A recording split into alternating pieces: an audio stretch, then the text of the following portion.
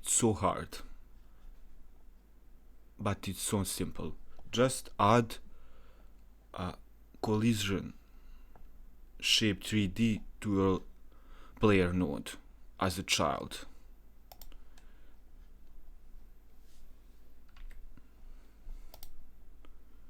And put it over your tools.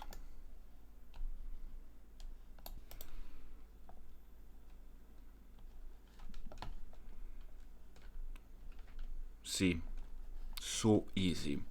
Often people in this area, especially in programming, tend to overthink or overdo